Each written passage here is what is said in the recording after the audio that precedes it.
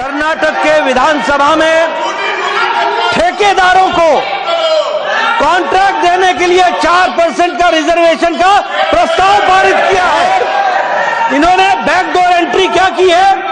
Backdoor entry ये की है कि माइनॉरिटीज को, मुस्लिम्स को स्पेसिफिकली ओबीसी में बैकडोर से एंट्री देने का भी काम, कुछ प्रयास इन्होंने किया। डीके शिव कुमार ने फिर से कहा है कि संविधान कांग्रेस ने दिया है, संविधान को बदलने का काम भी कांग्रेस करेगी। कांग्रेस ने नियमावली के मुताबिक विशेषाधिकार हनन का प्रस्ताव सौंप दिया है। हम उसको लाएंगे और भारतीय जनता पार्टी का झूठ हम सदन में विशेषाधिकार के माध्यम से उसको दोषी ठहराएंगे। कहां कहा है डिप्टी चीफ मिनिस्टर सदन के अंदर, कर्नाटक असेंबली में कहां कहा है जो इन्होंने कहा है? सच्चाई तो ये है, संविधान डॉक्टर भीमराव अंबेडकर ने कांग्रेस सरकार में कानून मंत्री रहते हुए उसकी द्वारा बनाए ड्राफ्ट कमेटी के द्वारा पारित हुआ था। इस संविधान के लिए हम जान दे सकते हैं, इसकी रक्षा करेंगे। भाजपा के 4 नेताओं ने कहा था हम संविधान बदलेंगे। कहाँ पे हुआ है? शिव कुमार बयान दे रहे हैं कि वो 4% नहीं, आरएसएस ने मेरे ख्याल से चंद्राबाबू नायडू के बारे में बात किया है, आप समझ नहीं पाए।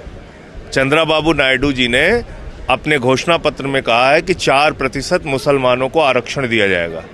भारतीय जनता पार्टी और आरएसएस को पहले इस पे अपना रुख स्पष्ट करना चाहिए, नंबर 1।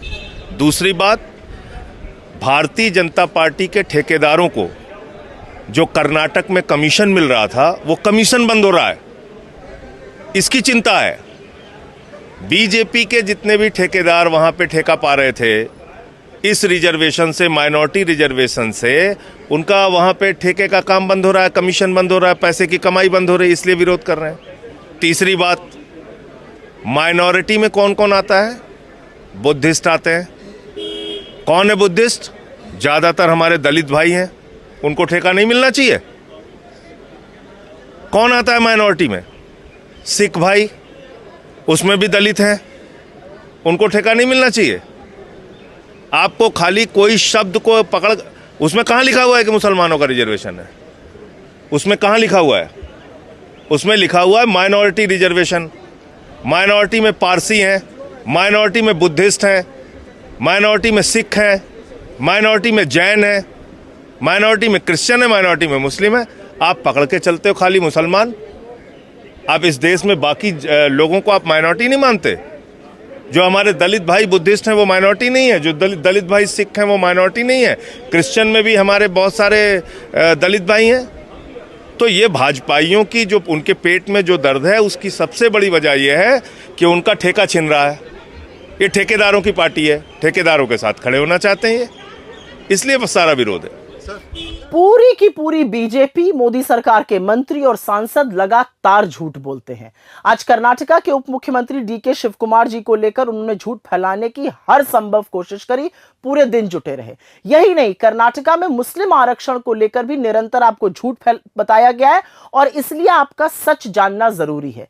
असल में हाल ही में पेश हुए बजट में कर्नाटका की कांग्रेस सरकार ने एक क्रांतिकारी कदम उठाया। एससी, एसटी, ओबीसी और सारी जो आरक्षित कैटेगरीज हैं, उनके लिए सरकारी ठेकों में आरक्षण की सीमा को 1 करोड़ से बढ़ाकर 2 करोड़ रुपए कर दिया गया। याद रखिएगा, यह कांग्रेस की ही सरकार थी जिसने 2015 में दलितों और आदिवासियों, एससी और एसटी को 24% आरक्षण दिया था सरकारी ठेकों में, जो 2017 में लागू हुआ था और इसको हाईकोर्ट ने भी जारी रखा। फिर जब हमारी सरकार बनी इस बार, तो जुलाई 2023 में एससी एसटी के जो आरक्षित ठेके थे उनकी सीमा 50 लाख से बढ़ाकर 2 करोड़ कर दी गई।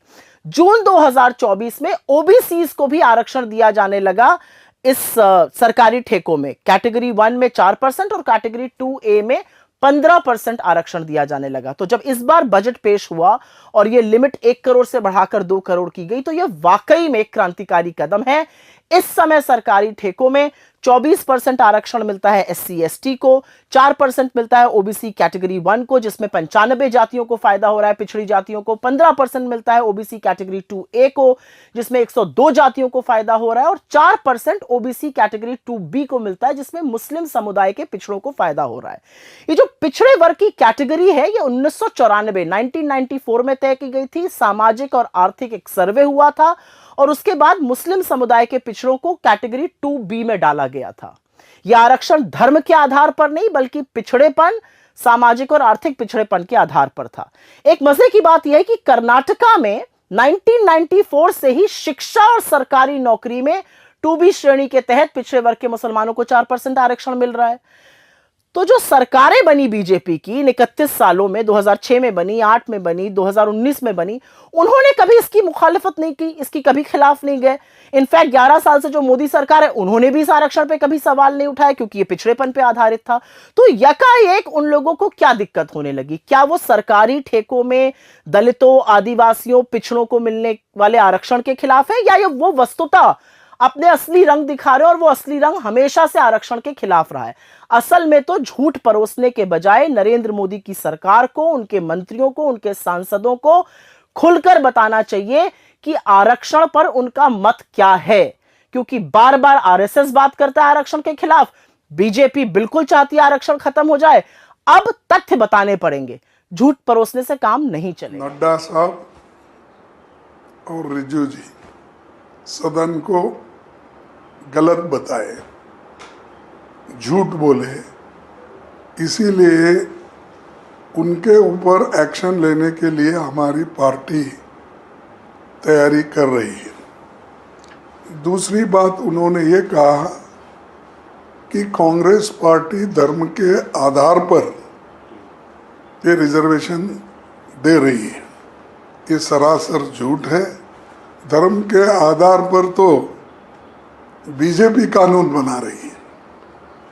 हम कभी धर्म के आधार पर कोई रिजर्वेशन कॉन्स्टिट्यूंट असेंबली के मेंबर भी नहीं दिए, और जो ड्राफ्टिंग कमेटी के चेयरमैन और बाबा साहब अम्बेडकर ने भी ये कहा भी नहीं कहा। और दूसरे जितने भी हमारे नेता थे, वल्लभ भाई पटेल या अपने पंडित जवाहरलाल नेहरू जी, बहुत से नेता जो बहस किए कॉन्स्टिट्यूंट असेंबली में, ये मुद्दा कभी उन्होंने छेड़ा नहीं और इसके बारे में वो बात हुई नहीं। लेकिन ये खामोखा इन्होंने आज ये मुद्दा उठाकर अपने करप्शन केसेस को ये गवर्नमेंट छुपाना चाहती है।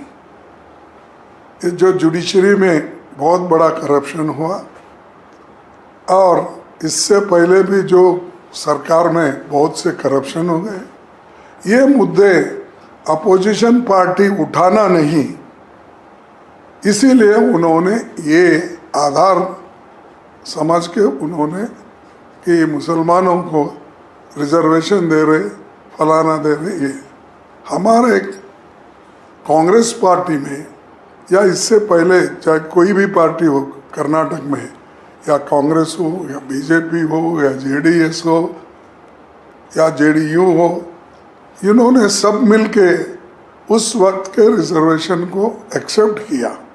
जो रिजर्वेशन 94 में शुरू हुआ तब से लेकर अब तक वो रिजर्वेशन है। और उसके लिए ये SM कृष्णा के ज़माने में भी था, मोइली के ज़माने में था, फिर उससे पहले देवेगौड़ा के ज़माने में भी था, फिर उसी साथ जो JH पटेल थे, और उसके बाद में फिर जितने भी अपने बीजेपी के भी नेता लोग जो थे, येडियुरप्पा था और शेट्टार था और सदानंद गौड़ा थे, ये सब ने वैसा ही कंटिन्यू करे। और कुमार स्वामी के ज़माने में भी कंटिन्यू रहा, धर्म सिंह जी के ज़माने में भी कंटिन्यू रहा, और अब तक वो कंटिन्यू है, लेकिन उनको क्या दर्द है, तो एक दर्द है उनको, जो कर्नाटक में गारंटी सक्सेसफुल हो रहे हैं।